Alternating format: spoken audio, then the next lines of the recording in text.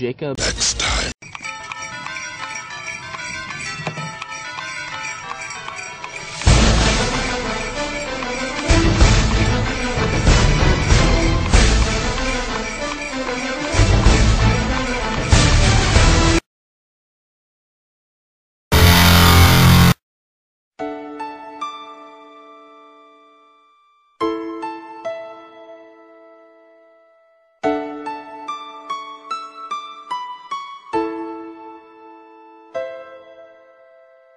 Win tight or you go home.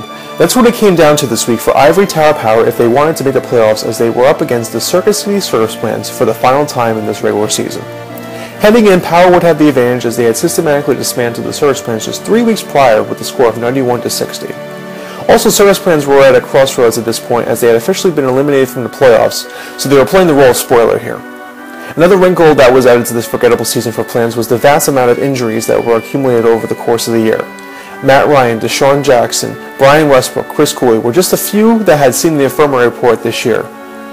So after all of that, would Service Plans be able to close out the year with an ultimate upset, or Power end the year strong and slide into the fourth and last playoff spot for 2009? Leading on with the Sunday early games, Power would have the advantage. Tom Brady would card the Dolphins secondary for 18 points. Tony Gonzalez would get a respectable 7 points in his matchup against the Eagles, but the Saints would be a disappointment in their game against the Redskins, only getting 4 points in that contest. For Plans, a sad trend would start with the early games and continue for the rest of the day, and that was the benching of certain players.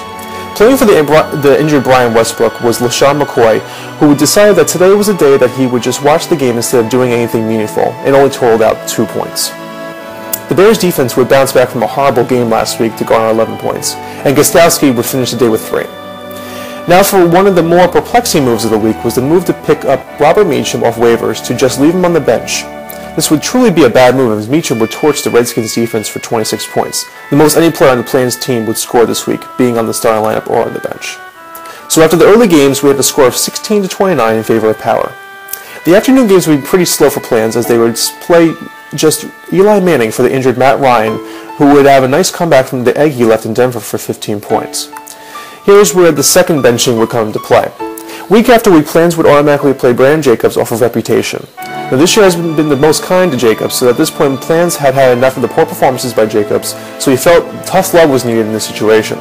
Well, this may have been the worst thing to do, as Jacobs would finally break out of his season-long slump and pretty much total his play over the last 3 weeks in one game with 22 points. As for Power, they would increase their lead for the rejuvenated play of Tomlinson with 14 points. Miles Olsen would benefit from a very late touchdown to end the day with 16, and Frank Gore would be the only stinker of the day with only 3 points. So after the afternoon games, the score would now be 31-62, still in favor of Power. The nightcap would be where Service Plans would make their move if they wanted to get back into this game. They would need a big game from the Vikings overall, as they had Percy Harvin and Vicente Shanko. Harvin would do a lot of nothing over the first 3.5 quarters, but a last-minute garbage time touchdown would boost his point total to 15, and Shanko would get an early touchdown but pretty much fade away the rest of the game and end with 7 points. Power also would have to rely on the Vikings for their final points, as Ryan Longwell and Sidney Rice would end the fantasy week for them. Rice would only get 7 points, while Longwell would get 5. So at the end of the Sunday night game, the score would be at 53-74 in favor of Power. However, Plans would still have 2 guys left in the Monday night game. Could Greg Jennings and Derek Mason be able to total out 22 points for the victory? Well, not really. Greg Jennings would have 7 points, but Derek Mason would just get 1 point and a putrid ending for him this regular season. So with the victory and losses by Mini Fireman and Baroque, Power wins the 4th and final playoff spot, and it will go up against the once again red-hot Chill Penguins in the first round of the playoffs. As for Plans, with the loss, they dropped down to 9th place in the league, and they will play a consolation game against Team Sitco for draft seeding in 2010.